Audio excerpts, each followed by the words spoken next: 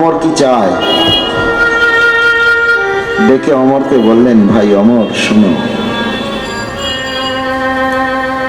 আমি ওই মহানদীর পূর্ব পাড়ে যে গ্রামখানি দেখছ, সেই 5খানি গ্রাম তোমাকে দিয়ে দিতে চাই। আরে আপনি তো ওখানে সেনা রাখবার জন্য এই গ্রাম কটিকে নিয়েছেন। সেনা রাখবার জন্য অর্থাৎ কেল্লা শব্দটা শুনেছে কে কে? কেল্লা, কেল্লা মানে কি? দুর্গ। দুর্গ, তাই না? তো বাংলায় বলা হতো কেল্লা। ওই 5খানি গ্রামকে নিয়ে সম্পূর্ণ জমিটা দিয়ে দিলেন অমরকে। বললেন, তুমি এক কাজ করো, এখানে তোমার রাধা মাধবকে এনে প্রতিষ্ঠা করো, আর এই স্থানেই তুমি রাধা মাধবের সেবা অর্চনা যা যা করবার করো, আমি কোনোদিন বাধা দেব না।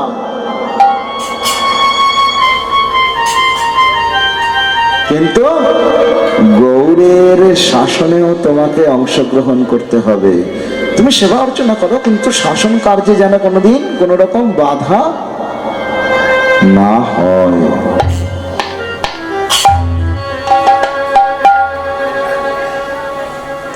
চলতে থাকলো।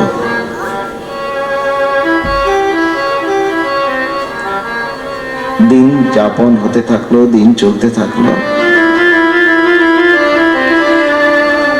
এদিকে অমর রামকেলি স্থাপনা করলেন, নাম রাখলেন রামকেলি। আচ্ছা, রামকেলি নামটার ব্যাখ্যা করতে গিয়ে অনেক সময় আমি অনেক জায়গায় রাম নামটার সাথে তুলনা শুনতে পাই বা শুনেছি দু এক জায়গায়। আদতে রাম নামটার সাথে ওখানকার কোনো সম্পর্ক নেই। ওখানে কেলি, কেলিটা এসছে কেল্লা থেকে। দুর্গ বানাবার জন্য এই জায়গাটাকে রাজা অধিগ্রহণ করেছিল, নবাব হোসেন শাহ অধিগ্রহণ করেছিল দুর্গ বানাবে বলে। কিন্তু দেখলো যে যদি আমাকে এই অমরকে হাতে রাখতে হয়, কতগুলি ঘটনা দেখুন পরপর ঘটেছে। প্রথমত ওড়িশা আক্রমণ করেছিলেন। ওড়িশা আক্রমণ করে কিন্তু ওড়িশা দখল করতে পারেননি, করে ফিরে গিয়েছিলেন। যেহেতু ওড়িশা আক্রমণ করে আবার ফিরে যেতে হয়েছিল, ফলে অনেক অর্থনৈতিক ক্ষতি হয়েছিল হোসেন শাহর। তারপরে প্রচুর প্রাণহানি হয়েছিল তার মধ্যে।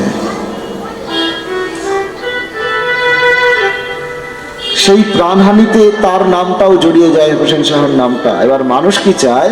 মানুষ যখন কোনো অপরাধ করে, তিনি এমন একটা কিছু করতে চায় যাতে তার ওই অপরাধটা চাপা পড়ে গিয়ে তার নামটা একটু উঠে আসে উপরের দিকে, তাই না? এটা সমস্ত মানুষের, প্রত্যেক মানুষের এটা হচ্ছে ধর্ম, কেউ এর অন্যথা নয়।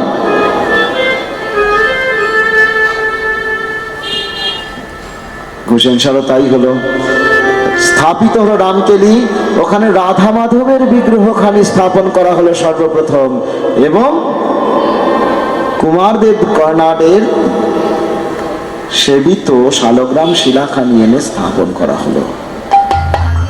শালগ্রাম স্থাপিত হয়েছে, পূজা অর্চনা চলছে। এমন সময় অমর চিঠি লিখলেন মহাপ্রভুকে যে আপনি একবার এখানে আসুন, আমার সেবাটা দেখে যান। মহাপ্রভু বললেন, না, আমি যাব না, না আমি যাব না, আমি ওই সেবাতে খুব একটা আগ্রহী নই।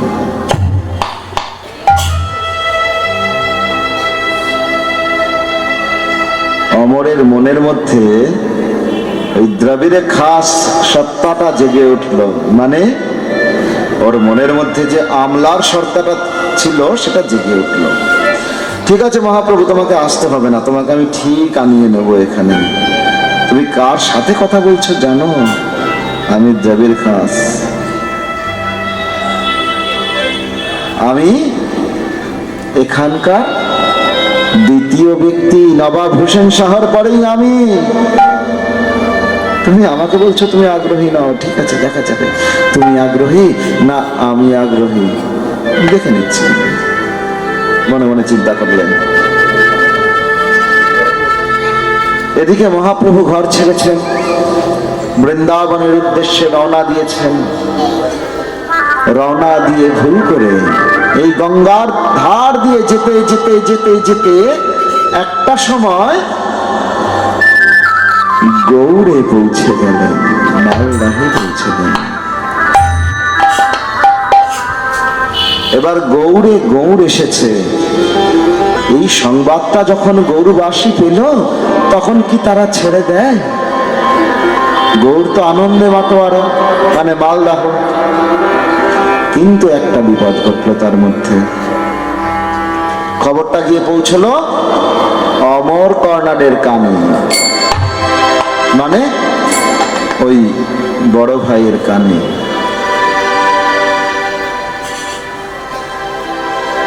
আচ্ছা, গৌড় এসেছে, গৌড়ে, আচ্ছা ঠিক আছে, দেখছি গৌড়কে কি করা যায়, এখানে তো আনতেই হবে। সাথে সাথে লোক পাঠালেন, লোক পাঠিয়ে অবস্থান জানলেন কোথায় রয়েছেন গৌড়। সাথে দুই ভাইকে নিলেন। দেখুন, যারা পণ্ডিত হন তারা কিন্তু খুব চালাক হন, আমি বারবার বলি। যারা রাজা হন, যারা আমত্ত হন, তারা অত্যন্ত চালাক হন, তারা কোনো বোকামির কাজ কখনো করেন না।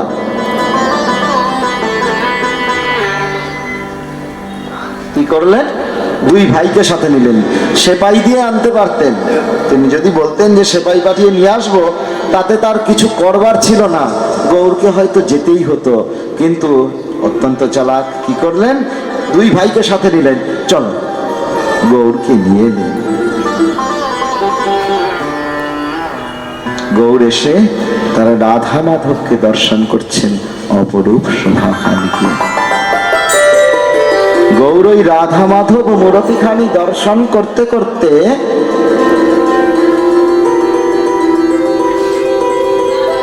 বলছেন, অমর গোপতি তনয়া কুঞ্জে গোপ বধূ টিবিতং ব্রহ্ম। দেখো,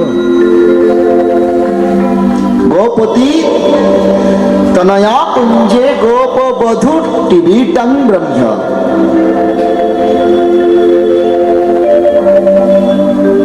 তোমার ওই রাধা মাধবে কি ভগবান আছে?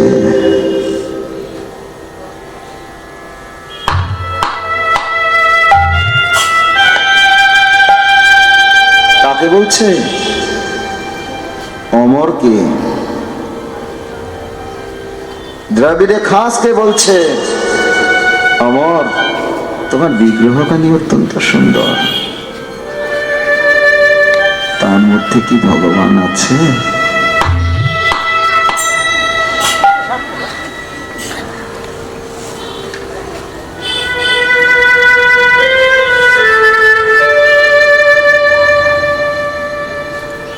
তার মধ্যে ভগবান নেই।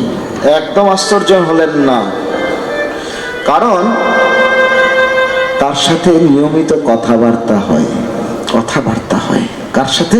মহাপ্রভুর সাথে। তাই মহাপ্রভুর সিদ্ধান্ত শুনে তিনি একটুও বিচলিত হলেন না। ঠিকই আছে, এটাই হওয়ার ছিল, এটাই ঠিক বলেছে। কিন্তু শোনো প্রভু, তুমি তো বললে যে আমার মাধবের মধ্যে ভগবান আছে কি নেই, তুমি একটু প্রমাণ করো। কে? মেজ ভাই, যে মেজ ভাই প্রথম মহাপ্রভুর ভক্ত ছিলেন। একটা দৃষ্টান্ত দিই। এক মা, এই যে মালাখানি পড়ে আছে, বহুদিন পরে ভাগবত থেকে মালা তুলে পড়লাম, মালা পড়া বন্ধ করে দিয়েছিলাম, এই সেদিন থেকে মালা পড়া আবার শুরু করলাম। বলল যে চিন্তামণির চরণের মালা, দ্বিতীয় দিন থেকে, তার আগের দিন আমি মালা পড়িনি। তো এই মালা এক মা গেঁথে এনেছিলেন, তাকে আমি দেখতে পাচ্ছি না এখানে, যদিও আছে নাকি? তুমি না? তুমি তো? হ্যাঁ, ও তুমি? বাহ। তো কালকে মালাটা যখন গেঁথে এনেছে আমাকে দিয়েছে, অত সুন্দর মালাটা, বলুন, খুব সুন্দর না? কিন্তু ওই মালাটা পরবার আগে আমার বড় রাগ হলো। আমি কি বললাম, মা মালাটা আনলে আমার জন্য আনলে, আমার বিগ্রহের জন্য যদি এমন একখানা মালা যুক্ত, নিজে হাতে গেঁথে এনেছে। নামটা কি মা তোমার? হ্যাঁ, ক্ষমা, ক্ষমা দেবনাথ। ওপারে কোথায় বাড়ি নাকি? হ্যাঁ, বাড়ি কোথায় ওপারে? এই বাড়ির শিষ্য। পোড়ামাতলায়, বড় বাজার। বা তো নিজে হাতে গেঁথে এনেছে। আমি বললাম আমাকে এই মালাটা দিলে আমার বিগ্রহকে দিলে কত না জানি ভালো হতো। আজকেও গেঁথে এনেছে, একবার বিগ্রহের দিকে চেয়ে দেখুন কত সুন্দর লাগছে। যে বিগ্রহের সেবা করে না তার কাছে বিগ্রহের চাইতে মূল্যবান আর কিছু হয় না। আপনি আমাকে গালাগাল দিন, কিচ্ছু মনে হবে না। আপনি আমার ঘরের লোকেদেরকে দিন, তাতেও হয়তো কিছু মনে হবে না। কিন্তু আমার বিগ্রহকে যদি কিছু বলেন, আমার গুরুকে যদি কিছু বলেন, আমি কিন্তু তাকে ছাড়ব না। তাকে ছাড়ার প্রশ্ন নেই। আমার বিগ্রহের, গুরুদেব তো বটেই, কিন্তু আমার বিগ্রহের ব্যাপারে যদি কোনো রকম কিছু হয় তখন তাকে ছাড়ার প্রশ্ন নেই। সে যেই হোক, এমনকি সে আমার মাও হতে পারে, এমনকি সে আমার স্ত্রী হতে পারে, এমনকি সে আমার কন্যা হতে পারে, যে কেউ হতে পারে। যেখানে আমার বিগ্রহের প্রশ্ন, যেখানে আমার আরাধ্যের প্রশ্ন, যেখানে আমার ইষ্টের প্রশ্ন, তার সাথে কোনো আপোষ করা যাবে না। সন্তোষ কর্ণাড আপোষ করতে পারলেন না, বললেন মহাপ্রভু তুমি তো এত বড় পণ্ডিত, তোমার মধ্যে তো এত জ্ঞান, তোমার মধ্যে এত পাণ্ডিত্য, তুমি একটু প্রমাণ করো দেখি কেমন ভগবান আছে না ভগবান নেই, প্রমাণ করো। রাধা মাধব বিগ্রহের সম্মুখে মহাপ্রভু ওই দালানটার মধ্যেই বসলেন। জিজ্ঞেস করলেন অর্পণ, অমর, বলো দেখি এই যে দুটি বিগ্রহ দেখছো তার মধ্যে রাধা মাধব কোনজন? কেন দেখতে পাচ্ছ না? ডান পাশের জন রাধা মাধব, আর বাম পাশের উনি কে? বাম পাশের উনি স্বয়ং শ্রীদেবী। শ্রীদেবী মানে আমি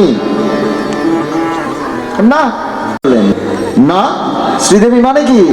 সত্যভামা দেবী না। রুক্মিণী, শ্রীদেবী মানে কি? স্বয়ং লক্ষ্মী দেবী।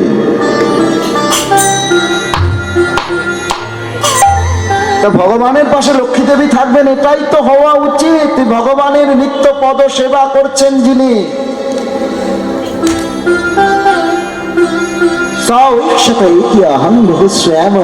সেই শ্যাম সুন্দরের, সেই ভগবানের নিত্য পদ সেবা করছেন যিনি, তিনি তো স্বয়ং লক্ষ্মী দেবী। আর লক্ষ্মী দেবী তো ভগবানের পাশে থাকবেন, এটাই শাস্ত্রীয় সিদ্ধান্ত। আমি গতকালকে একটি কথা বলেছিলাম, এই কর্ণাটকীয় ব্রাহ্মণ যারা, তারা কিন্তু সকলে রামানুজী ব্রাহ্মণ। কথাটা মনে পড়ে? তাদের কাছে লক্ষ্মী দেবীর মাহাত্ম্য অনেকখানি। মহাপ্রভু সিদ্ধান্ত দিলেন, দেখো লক্ষ্মী দেবী আছেন ঠিক আছে, কিন্তু লক্ষ্মী দেবী না ওই শঙ্খ চক্র গদা পদ্মধারী ভগবানের পাশে ভালো লাগে।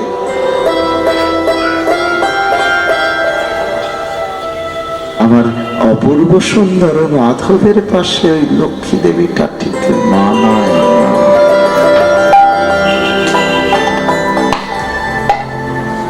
এত বড় কথা।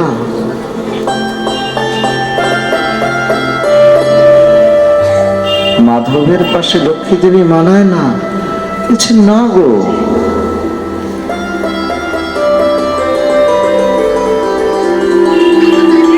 অমর, লক্ষ্মী দেবী কি গিয়েছিলেন বৃন্দাবনে? সিদ্ধান্ত এখান থেকে শুরু হলো। সিদ্ধান্ত আজকে সারাটা দিন শেষ হয়ে যাবে, কালকের দিনটাও চলবে, এই সিদ্ধান্ত। প্রথম সিদ্ধান্ত করলেন, দেখো ব্রজে লক্ষ্মী স্থিতিশীলা নন, লক্ষ্মীর স্থান ব্রজে নাই। শুনো কহে স্বরূপ কহে শুনো প্রভু, কারণ ইহার বৃন্দাবন ক্রীড়ায় লক্ষ্মীর নাহি অধিকার। বৃন্দাবন ক্রীড়ায় কৃষ্ণের সহায় গোপীগণ, গোপীগণ ভিন্ন কৃষ্ণের করতে নারায়ণ।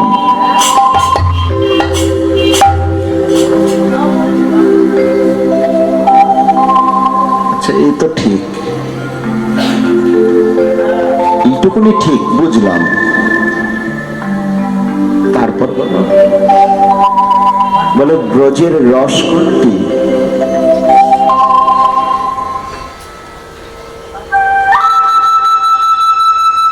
এবার এই জায়গা থেকে অনেকে হয়তো বুঝতে পারবেন না,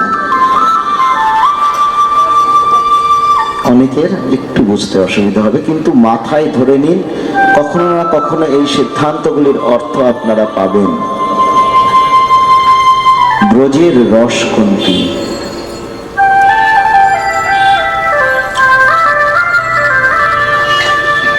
শান্ত, দাস্য, সখ্য, বাৎসল্য কোনটি ব্রজের রস?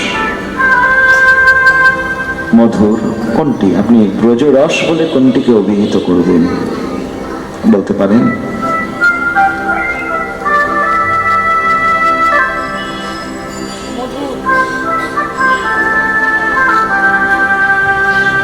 ব্রজরস হল সমস্ত রসগুলির সম্মিলন।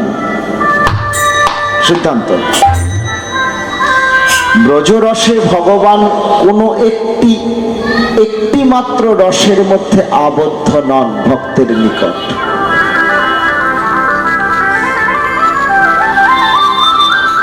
কেন আপনি ব্রজরসের কথা বলছেন? তাহলে পরে ত্রেতাতে রামচন্দ্র কি দোষ করেছিলেন? রামচন্দ্র তো সবকটি, সামনে কৃষ্ণদা বসে রয়েছেন, সকালবেলা রামায়ণ গাইছিলেন, কালকেই রামায়ণের আসলে বলবেন। দেখুন দাদা ভাই কালকে বলেছিলেন ব্রজের মধ্যে সবকটি রস পাওয়া যায়, তাহলে কি রামায়ণে রামচন্দ্র সবকটি রস দেখিয়ে যাননি? তিনি কি বাৎসল্যকে স্বীকার করেননি? তিনি কি মধুর রসকে স্বীকার করেননি? তার সাথে কি সীতা দেবী ছিলেন না? অবশ্যই ছিলেন, কিন্তু তার সাথে যিনি সীতা দেবী ছিলেন তিনি ছিলেন শ্রীয়ের মূর্ত স্বরূপ, অর্থাৎ লক্ষ্মী দেবীর মূর্ত স্বরূপখানি ছিলেন সীতা ঠাকুরানী, তাই তো? তিনি তো আরাধিকা শক্তি নন, তিনি তো লাদিনী শক্তি দ্বারা চালিত নন। চালিত কি? সুতরাং আপনি ব্রজে মধুর রসটিকে অন্য কোনো সময় মধুর রসটিকে পেলেন না, পেলেন না। ত্রেতায় কি পেলেন? বাৎসল্য রসকে পেলেন, সখ্য রসকে পেলেন। আচ্ছা, রামচন্দ্রের কোনো বন্ধুর কথা জানেন আপনারা, যার সাথে রামচন্দ্র খেলা করেছেন? এমন 5 জন বন্ধু, রাজার ছেলে, রাজার ছেলের সচরাচর কোনো বন্ধু টন্ধু থাকে না, খুব কম। সৈদ্ধান্তিক ভাবে এখানেও দেখুন সখ্যরসটা প্রায় বাতিলের দিকে। হনুমান ভক্ত, সুগ্রীব ভগবানের মিত্রতা স্বীকার করেছিলেন, ঠিকই মিত্রতা স্বীকার করেছিলেন, মিত্র মানেই বন্ধু নয়।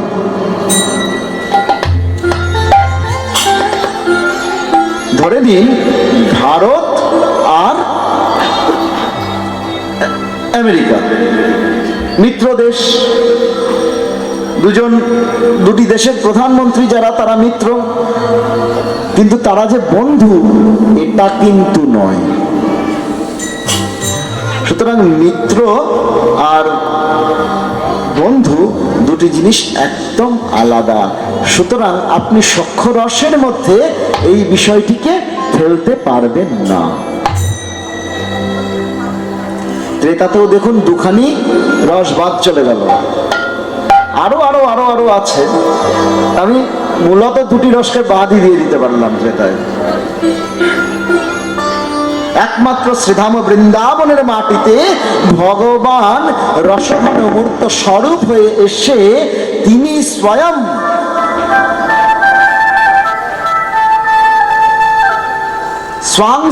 স্বাংস্ব ভগবানের নিজের থেকেই সমস্ত রসগুলির প্রচার প্রকাশ ঘটিয়েছেন ব্রজে।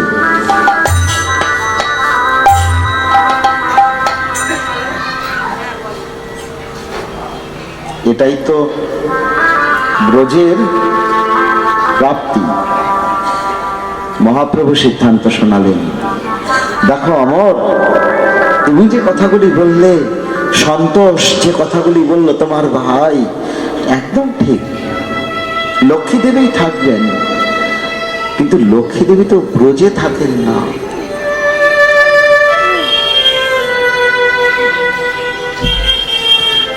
কিন্তু স্বয়মেব পরং রূপম পুরী মধুপুরী বরা। মধুপুরী মানে শ্রীধাম বৃন্দাবন। এক্ষেত্রে মধুপুরী অর্থাৎ কিন্তু মথুরা ধরলে চলবে না, শ্রীধাম বৃন্দাবন।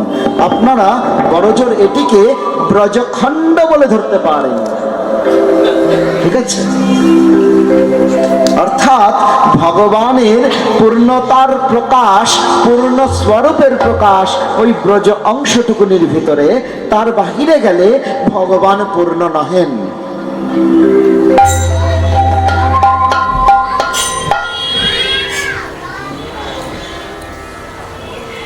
ভগবান পূর্ণ নহেন, আপনি তো সিদ্ধান্তই পাল্টে দিচ্ছেন। ভগবান অতি অবশ্যই পূর্ণ, কিন্তু তার প্রকাশটা পূর্ণ নয়। প্রকাশটা পূর্ণ নয়। এখন একটা মজার উদাহরণ দিই। এখানে যে মাইকটা বাজছে, এই মাইকটার মধ্যে ভলিউম আছে। যে ভলিউমে আমরা শুনছি, এটা কি পূর্ণ ভলিউম? তা তো নয়, এটা আরো বাড়ানো যেতে পারে। এটা একদম সর্বোচ্চ ভলিউমে যখন যাবে, সেটা হবে পূর্ণ ভলিউম। তো ভগবানের পূর্ণ প্রকাশ কিন্তু একমাত্র শ্রীধাম বৃন্দাবনের মাটি। তাহলে প্রমাণ দাও। প্রমাণ দিচ্ছেন, সন্ধিনীর স্বর অংশ শুদ্ধ সত্য নাম, ভগবানের সত্তা হয় যাহাতে বিশ্রাম, মাতা পিতা স্থান গৃহ শয্যাসন আর, এসব কৃষ্ণের শুদ্ধ সত্যের বিকার। কৃষ্ণের ভগবদ্গা জ্ঞান সম্বিতের স্বর, ব্রহ্ম জ্ঞানাদিক সব তার পরিবার। যেমন রসময়ী লাদিনী রসময়ী শক্তি। তাহলে পরে আমাদের যে সন্ধিনী, সে কি রসময়ী নয়? অবশ্যই আপনার অন্তরের মধ্যে যে বাৎসল্য রসকে জাগরণ করছে, তিনি তো অতি অবশ্যই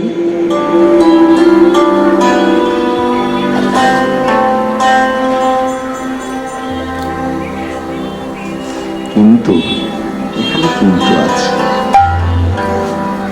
বাৎসল্য প্রীতিতে আপনি ভগবানকে তাড়ন করতে পারেন, আপনি ভগবানকে শাসন করতে পারেন, আপনি ভগবানকে শিক্ষা দান করতে পারেন, কিন্তু বাৎসল্য রসের ভগবানকে আপনি আপনার বলে নিতে পারেন।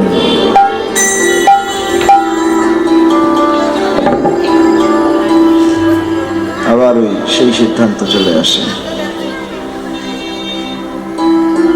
প্রমাণ চান? আমি দুটি দৃষ্টান্ত দিচ্ছি, দুটি যুগ থেকে দুখানি দৃষ্টান্ত। যশোদা বাৎসল্য রসে পেয়েছিলেন। দেবকী জন্মদাত্রী মা হওয়া সত্ত্বেও ভগবানকে বাৎসল্য রসে পান নাই, তাই তো? কিন্তু যশোদা যদ্যপি ভগবানকে পেলেন বাৎসল্য রসে, তার ঠিক 10 বৎসর 8 মাস পরে ভগবানকে রেখে আসতে হলো মথুরায়। বাৎসল্য কি পূর্ণ হলো? রসের পূর্ণতা পেলেন।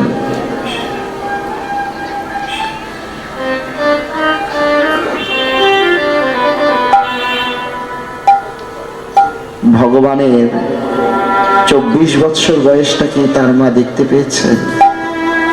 15 বৎসরটা দেখতে পেয়েছেন? দেখতে পাননি। আর যে মা জন্ম দিলেন তিনি তার সন্তানকে স্তনপান করাতে পারলেন? বাবা ঘুমো বলে রাত জাগতে পারলেন? পারলেন না। অভিজ্ঞতা এগুলো জীবনের, পারলেন না। ব্যর্থ হয়ে গেল।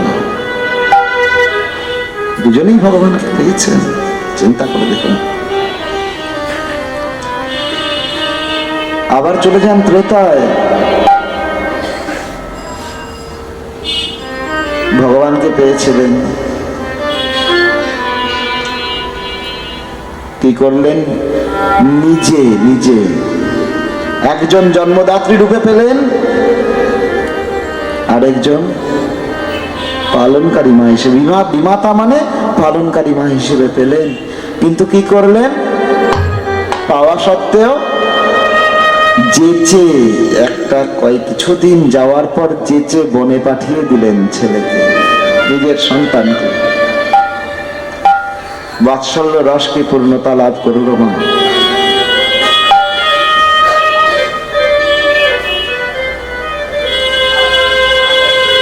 বাৎসল্য রসে ভগবান তোমার নিকট সমর্পিত হলেও তুমি ভগবানকে পুরোটা দিতে পারো না বাবা।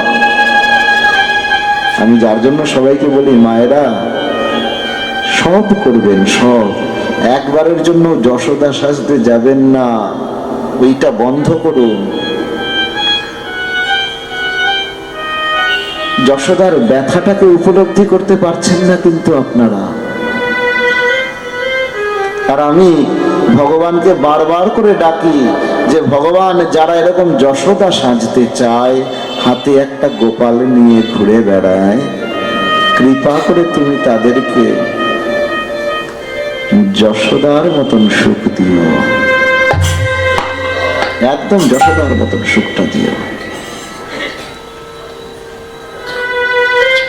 যেন সারাটা জীবন ধরে রন্ধ্রে রন্ধ্রে উপলব্ধি করে যেতে পারে যশোদার জীবনটা কত কষ্টে কেটেছে,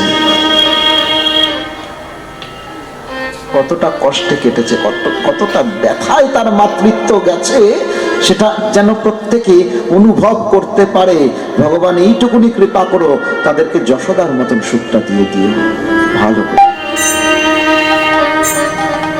একটা কথা নেই, বার্তা নেই, একখানা গোপাল হাতে আর তার সাথে একখানা ক্যাডবেরির প্যাকেট নিয়ে খুলে দিচ্ছে ক্যাডবেরিটা।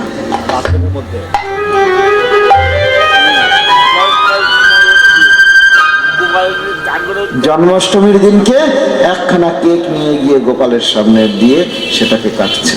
আরে বাবা, তোর কেক খেতে ইচ্ছে করে বাড়িতে বসে খা না। কেউ তো না করেনি, কেউ বাধা দিয়েছে। আমাদের ভগবানকে খেলার সামগ্রী বানানো কেন? আমাদের ভগবানকে খেলনা বানানো কেন? আমার ভগবান তো খেলনা নয়।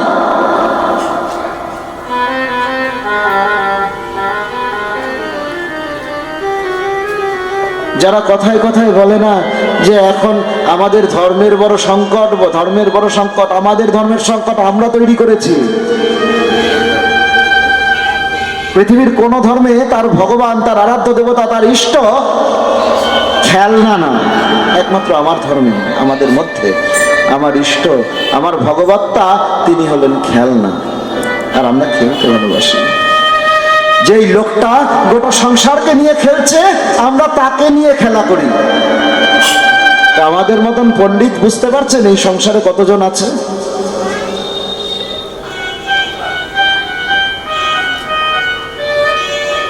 এরকম দুপে পণ্ডিত হওয়ার চাইতে 4 পেয়ে মূর্খ হয়ে থাকলেও বোধহয় এতটা ভুল করতাম না। করবেন না এগুলো। দ্বিতীয়ত আসুন, কৃষ্ণের ভগবত্যা জ্ঞান সম্বিতের সার, ব্রহ্ম জ্ঞানাদিক সব তার পরিবার। কৃষ্ণের ভগবত্যা জ্ঞান, ভগবত্যা জ্ঞানটা কি? ভগবান কৃষ্ণকে ভগবান রূপে জানা। যেমনটা জানতেন উদ্ধব মহারাজ, যেমনটা জানতেন বিদুর, যে বিদুর উদ্ধবের কথা আমি বলছিলাম, ঠিক যেমনটা জানতেন মথুরার নগরবাসীগণ, যেমনটা জানতেন দ্বারকার নগরবাসীগণ, যেমনটা জানতেন অর্জুন।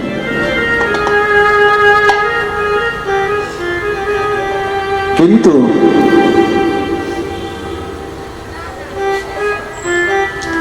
একজন ভগবানের দাস, ভগবানের দাস, ভগবানের সেবা করতে পারে। ভগবান তোমার চরণে আমাকে স্থান দিয়ে বলতে পারে, কিন্তু ভগবান আমি তোমার হলাম এই কথাটা বলতে পারে না। এবার আসি লাদিনীর কথায়। কেন কেন লক্ষ্মী দেবী নন? কেন নন? প্রমাণ দিচ্ছেন মহাপ্রভু। লক্ষ্মীগণ তার বৈভব বিলাসাংশ রূপ। কেমন রূপ? বিলাসের রূপ। আমার ভগবান তো আমার জন, আমার নিজজন, আমার একান্ত আপনার। সে কি বিলাসের রূপ হতে পারে নাকি? ভগবান কি বিলাসের রূপ? এখন সেজেছেন, এখন সাজতেই পারেন, তাতে কোনো আপত্তি নেই, কিন্তু ভগবান তো বিলাসের স্বরূপ নন। মহিষীগণ বৈভব বিলাস স্বরূপ। আর ওই দ্বারকাতে যে মহিষীগণ রয়েছেন, রুক্মিণী, সত্যভামা আদি মহিষীগণ, তারা প্রত্যেকেই তার বিলাসের স্বরূপ, প্রকাশ, মূর্ত প্রকাশ বিলাসের। আকার স্বভাব ভেদে এইবার ব্রজে প্রবেশ করছে। কেমন? আকার স্বভাব ভেদে ব্রজ দেবীগণ কায়ব্যূহ রূপ তার রসের কারণ। বহু কান্তা বিনা নহে রসের উল্লাস, লীলার সহায় লাগি বহুত প্রকাশ। বলছে শোনো, এবার আসল কথায় আসে। একটু একটু করে বলবো, তোমরা একটু একটু করে শুনবে। লক্ষ্মীগণ বিলাসের রূপ, আর মহিষীগণ বিলাসের স্বরূপ। দুটি আমার গ্রহণীয় নয়, দুটি আমার কাছে পরিত্যাজ্য। তাই তো? দুটি যেখানে পরিত্যাজ্য, সেখানে আমার গ্রহণীয় কি? বলছে আমার গ্রহণীয় কোনটা যেন? এই কায়ব্যূহ রূপ, তার রসের কারণ। আকার স্বভাব ভেদে ব্রজদেবী, ব্রজ গোপীর ন্যায় হতে পারে, তার স্বরূপখানি ব্রজ গোপীগণের সখীর ন্যায় হতে পারে, তার স্বরূপখানি মঞ্জরীদের ন্যায় হতে পারে। তিনটি স্বরূপ হতে পারে, কিন্তু তিনটি স্বরূপেই যে প্রকাশ হয়, তার স্বরূপত তা রসের প্রকাশ, পূর্ণ রসের প্রকাশ। রস ভিন্ন তার প্রকাশ কিছু নাই।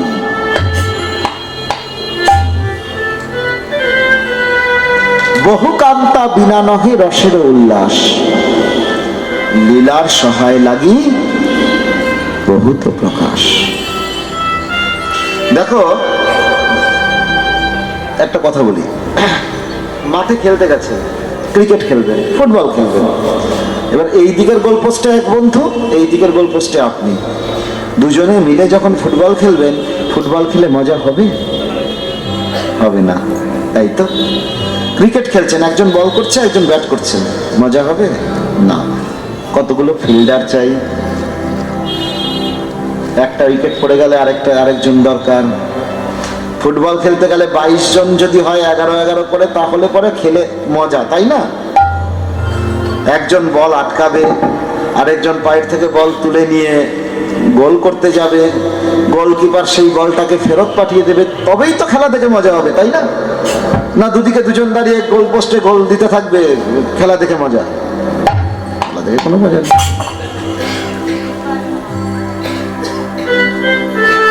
সুতরাং খেলার আনন্দ যেমন বহুতে, তেমন ভগবত তার রসের প্রকাশও কিন্তু বহুতে। ওই যে উপনিষদের স্বরূপখানি বলেছিলাম, সাথে একই আহং বহুশ্যাম, ভগবত্তার প্রকাশ স্বরূপত প্রকাশ হলো বহুর মধ্যে, ভগবত্তার স্বরূপত প্রকাশ একের মধ্যে নয়। যার জন্য আমি কালিদাসের তত্ত্বটা প্রথম দিন থেকে দুবার তিনবার আপনাদের শুনিয়েছি যে ভগবত্তা কি। আমি আরেকটিও কথা বলেছিলাম যে কালিদাস কিন্তু অ্যাথেইস্ট ছিলেন। তিনি যে তত্ত্বখানি বলেছিলেন ভগবান একমেব্য অদ্বিতীয়, একটাই অদ্বিতীয়, তার কোনো স্বরূপের ভেদ হয় না। কিন্তু আমার উপনিষদ বললেন না না না, কি বলছো, কিসের ভেদ হয় না? যতগুলি স্বরূপ তুমি দেখতে পাবে এই জগতের মধ্যে, তার মধ্যেই ভগবান অবস্থান করছেন। 8টা বেজে গেছে, এরপরে আরতি, তারপরে লীলা কীর্তন পরিবেশন করবেন পলাশ সরকার। মাঝপথেই ডাকলাম আজকে, হ্যাঁ, একটা পদ দিয়ে, হ্যাঁ